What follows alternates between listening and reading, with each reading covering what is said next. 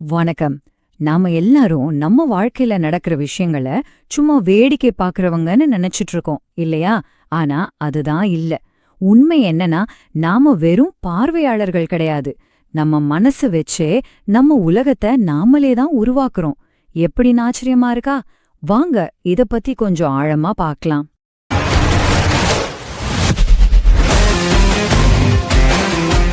வாங்க இந்த ஒரு கேள்வியில இருந்து ஆரம்பிக்கலாம். உங்க மனசு உலகத்துல நடக்கிறத அப்படியே ரெக்கார்ட் பண்ற ஒரு கேமராவா, இல்ல நீங்க பாக்குற உலகத்தையே உருவாக்குற ஒரு ப்ரொஜெக்டரா? யோசிங்க. ஏன்னா இந்த கேள்விக்கான பதில்ல தான் உங்க வாழ்க்கையே மாத்த போற ஒரு பெரிய ரகசியம் ஒளிஞ்சிருக்கு. இத சும்மா யோசிச்சு பாருங்களேன். உங்க மூளைக்கு ஒவ்வொரு செகண்டும் லட்சக்கணக்கான சிக்னல்ஸ் வருது. ஆனா அது எல்லாத்தையும் நீங்க உணர்றீங்களா? இல்ல. அதுல 99% அதை அப்படியே ஃபில்டர் பண்ணிடுது. இப்ப நீங்க உட்கார்ந்துட்டு இருக்கும்போது உங்க துணி உடம்புல படுற உணர்வு, பேக்ரவுண்ட்ல கேக்குற சத்தம், இதெல்லாம் நீங்க கவனிக்கவே இல்லை இல்லையா? இந்த ஃபில்டர் நம்மள ஃபோக்கஸ் பண்ண உதவுனாலும் இதே ஃபில்டர் தான் நம்மள ஒரே மாதிரி யோசிக்க வச்சு பழைய பழக்க வழக்கங்கள்ல மாட்டி விடுது. இந்த உதாரணம் எவ்ளோ சூப்பரா இருக்கு பாருங்க. நம்ம கிட்ட ஆற்றல் இல்லாம இல்ல. டேங்க் ஃபுல்லா பெட்ரோல் இருக்கிற ஒரு கார் மாதிரி தான் நாமளும். ஆனா பார்க்கிங் பிரேக்க போட்டுட்டு ஆக்சிலரேட்டர் மிதிச்சா வண்டி போகுமா? போகாது. அந்த மாதிரி தான் நம்ம ஆற்றலும் பிளாக் ஆகி நிக்குது. இப்போ நம்ம வேலை அந்த பார்க்கிங் பிரேக்க எப்படி ரிலீஸ் பண்றதுன்னு பாக்குறது தான். சரி, பகுதிக்குள்ள போலாம். உங்க மூளைக்குள்ள ஒரு சீக்ரெட் ஆட்டோ பைலட் வேலை செஞ்சுட்டு இருக்கு. அத நாம இப்போ ஒரு சின்ன எக்ஸ்பெரிமெண்ட் மூலமா நேரடியாவே உணரப் போறோம். ரெடியா? ஓகே, இப்ப என் கூடவே இத பண்ணுங்க. உங்க கைகளை அசைக்காதீங்க, சும்மா அப்படியே வச்சுக்கங்க. இப்போ உங்க முழு கவனத்தையும் உங்க கைகளுக்குள்ள கொண்டு போங்க. ஜஸ்ட் உங்க கைகளை மட்டும் உணருங்க. ஒரு நிமிஷம். அங்க என்ன நடக்குது? ஏதாவது ஒரு சின்ன கூச்சம், இல்ல லேசா ஒரு சூடு, இல்ல ஒரு துடிப்பு மாதிரி ஃபீல் ஆகுதா? பாத்தீங்களா? இந்த உணர்வு இப்ப புதுசா வரல. அது எப்பவுமே அங்கதான் இருந்துச்சு. ஆனா நீங்க எப்போ உங்க கவனத்தை அங்க வச்சீங்களோ அப்பதான் அதை உணர ஆரம்பிச்சிங்க. இதுதான் கவனத்தோட சக்தி. Where attention goes, energy flows. உங்க கவனம் எங்க போகுதோ அங்கதான் ஆற்றல் பாயும். அடுத்து நம்ம பார்க்க போறது ஒரு ரொம்ப முக்கியமான கான்செப்ட். இதோட பேரு புலனுணர்வின் மேட்ரிக்ஸ், அதாவது பெர்செப்ஷன் மேட்ரிக்ஸ். இது என்னன்னா, நம்ம அனுபவிக்கிற ஒவ்வொரு விஷயத்தையும் தீர்மானிக்கிற ஒரு சப்கான்ஷியஸ் ஃபில்டர். வாங்க இது எப்படி வேலை செய்யுதுன்னு பார்க்கலாம். இந்த மேட்ரிக்ஸ் உங்க உலகத்தோட கேட் கீப்பர் மாதிரி. உங்க மூளைக்குள்ள எந்த தகவல் போகணும், எதெல்லாம் தேவையில்லைன்னு முடிவு பண்றதே இதுதான். இது எதால உருவாக்கப்பட்டிருக்கு? உங்க பழைய அனுபவங்கள், உங்க நம்பிக்கைகள், இதெல்லாம் வச்சுதான். ஆனா இங்கதான் ஒரு ட்விஸ்ட் இருக்கு. இந்த கேட் கீப்பரை நம்ம விருப்பப்படி ட்ரெயின் பண்ண முடியும். உதாரணத்துக்கு இவங்கள பாருங்க. ஒரு அத்லீட் எதிராளியோட சின்ன அசைவு கூட கண்டுபிடிச்சிடுறாரு. ஒரு மியூசிஷியன் நம்ம காதுக்கு கேட்காத சின்ன ஸ்வர வித்தியாசத்தை கூட உணர்றாரு. ஒரு செஃப் உப்புல இருக்கிற சின்ன வித்தியாசத்தை கூட கண்டுபிடிச்சிடுறாரு. எப்படி? ஏன்னா இவங்க எல்லாரும் அவங்களோட பெர்செப்ஷன் மேட்ரிக்ஸ ஒரு ஆயுதம் மாதிரி கூர்மையாக்கி வச்சிருக்காங்க. எதை கவனிக்கணும், எதை விடணும்னு அவங்க மூளைக்கு பயிற்சி கொடுத்திருக்காங்க.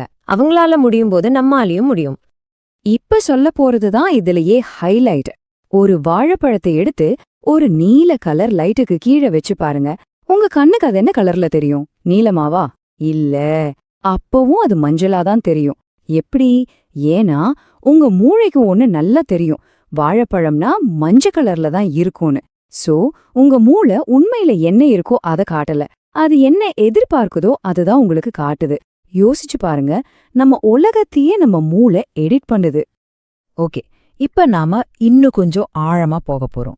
இது கொஞ்சம் விசித்திரமா இருக்கலாம், ஆனா இதுதான் உண்மை. குவாண்டம் இயற்பியல் பத்தின சில உண்மைகளை பார்க்க போறோம். இதுக்கப்புறம் நீங்க உலகத்தை பார்க்கற விதமே மாறப்போது பாருங்க. நாம சாதாரணமா பாக்குற இந்த உலகம் ரொம்ப திடமான ஒண்ணுன்னு நினைக்கிறோம். இது இங்க இருக்கு, அது அங்க இருக்கு, சிம்பிள். இது கிளாசிக்கல் பார்வை. ஆனா உண்மையிலேயே அணுக்கள் லெவல்ல பார்த்தா உலகம் ஒரு மேஜிக் மாதிரி. ஒரு துகள் ஒரே நேரத்துல பல இடத்துல இருக்க முடியும். எல்லாமே வெறும் ஆற்றல் தான். இது எல்லாத்தையும் விட பெரிய ஆச்சரியம் என்னன்னா, நாம ஒரு விஷயத்த பாக்குற செயல்தான் அது எப்படி இருக்கணுங்கிறதே முடிவு பண்ணுது. நம்ப முடியல இல்லையா? இத புரிஞ்சுக்க இந்த உதாரணம் போதும். ஒரு குழந்தை தனியா விளையாடிட்டு இருக்கு, யாருமே பார்க்கல. திடீர்னு யாரோ பாக்குறாங்கன்னு தெரிஞ்சா அந்த குழந்தையோட விளையாட்டு மாறுமா மாறாதா? கண்டிப்பா மாறும். குவாண்டம் உலகமும் அதே மாதிரிதான். நாம எதையாவது கவனிக்கும் போது நாம வெறும் ஆடியன்ஸ் கிடையாது, நாமளும் அந்த விளையாட்டுல ஒரு ஆள். நம்ம கவனம் அந்த யதார்த்தத்தையே மாத்தி அமைக்குது. சரி, இவ்ளோ நேரம் தியரி பேசிட்டோம். இந்த பெரிய பெரிய ஐடியாக்களை நம்மளோட அன்றாட வாழ்க்கையில எப்படி பயன்படுத்துறது, அதுக்கு தான் இப்ப நம்ம 4வது பகுதிக்கு வரோம். உங்க மனசுக்குள்ள ஓடுற படத்துக்கு நீங்களே டைரக்டர் ஆகிறது எப்படின்னு பார்க்கலாமா? கற்பனை பண்ணிக்கோங்க, நீங்க ஒரு பாட்டிக்குள்ள நுழைறீங்க. உங்க மனசுல இப்ப 2 விதமான படம் ஓடலாம். படம் 1 ஒரு ஹாரர் படம். எல்லாரும் நம்மளே பாக்குறாங்க, நம்மள பத்தி தப்பா நினைப்பாங்களோ, இந்த மாதிரி யோசனைகள். உடனே உங்க உடம்பு இறுகி இதயம் படபடன்னு அடிக்குது. படம் 2 ஒரு சக்சஸ் ஸ்டோரி. நான் ரொம்ப நம்பிக்கையா இருக்கேன், எல்லார்கிட்டயும் ஈஸியா பேச முடியும். இப்போ உங்க உடம்பு ரிலாக்ஸ் ஆகுது, ஒரு பாசிட்டிவ் எனர்ஜி ஃபீல் ஆகுது. ஒரே சூழல் தான், ஆனா நீங்க எந்த படத்தை உங்க மனசுல ஓட்டுறீங்களோ அதுதான் உங்க அனுபவமா மாறும். அப்போ நீங்க என்ன பண்ணணும்? ரொம்ப சிம்பிள். நீங்க தான் அந்த படத்தோட டைரக்டர். ஸ்டெப் 1, உங்க மனசுல தேவையில்லாத படம் ஓடுதான்னு முதல்ல கவனிங்க.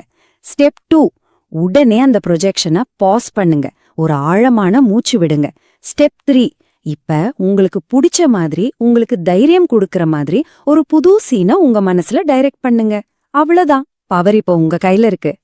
இது ஏதோ வெறும் பாசிட்டிவ் திங்கிங் இல்ல, இது ஒரு நிரூபிக்கப்பட்ட டெக்னிக்.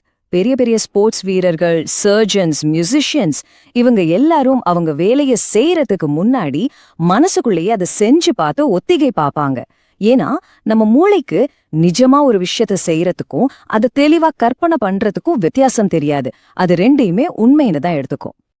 அப்போ கடைசியா நாம புரிஞ்சுக்க வேண்டியது இதுதான். நாம வாழ்க்கையில நடக்கிறத சும்மா வேடிக்கை பார்க்கறவங்க கிடையாது. இந்த பிரபஞ்சம் ஒரு பெரிய நடனம்னா நாமளும் அந்த டான்ஸ்ல ஒரு பார்ட்னர்.